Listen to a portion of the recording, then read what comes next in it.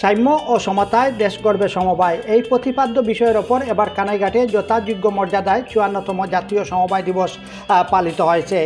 আজ শনিবার দিবসটি উপলক্ষে উপজেলা প্রশাসন ও সমবায় বিভাগের যৌথ আয়োজনে উপজেলা প্রশাসন চত্বরে সকাল 10:30টায় জাতীয় পতাকা ও সমবায় পতাকা উত্তোলন করা হয়।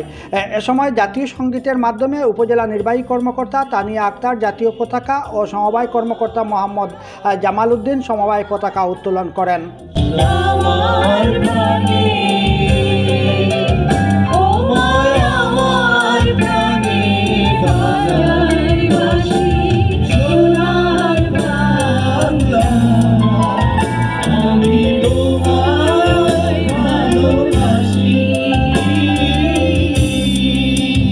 এদিকে দিবসটি উপলক্ষে সকাল 11টায় উপজেলা পরিষদ মিলনায়তনে এক আলোচনা সভার আয়োজন করা হয়।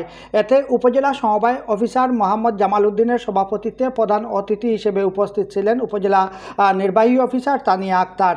বিশেষ অতিথি হিসেবে উপস্থিত ছিলেন উপজেলা সহকারী কমিশনার ভূমি তাপস চক্রবর্তী তুষার, মাধ্যমিক শিক্ষা অফিসের একাডেমিক সুপারভাইজার সাখাওয়াত হুসেন, কানাইঘাট থানার এসআই সাইদুল হক, কানাইঘাট প্রেস ক্লাবের সভাপতি নিজামুদ্দিন।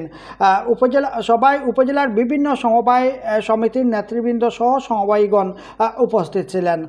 আলোচনা সভায় প্রধান অতিথি উপজেলা নির্বাহী কর্মকর্তা তানিয়া আক্তার সকল সমবায়ীদের শুভেচ্ছা জানিয়ে বলেন, সমবায় খাত দেশের দরিদ্র বিমোচন ও আর্থসামাজিক উন্নয়নে গুরুত্বপূর্ণ ভূমিকা পালন করে আসছে। সেজন্য সমবায়ীদের পেশাভিত্তিক প্রশিক্ষণ ও অন্যান্য সুযোগ সুবিধা প্রদানের মাধ্যমে কর্মক্ষমতা বৃদ্ধি করতে হবে।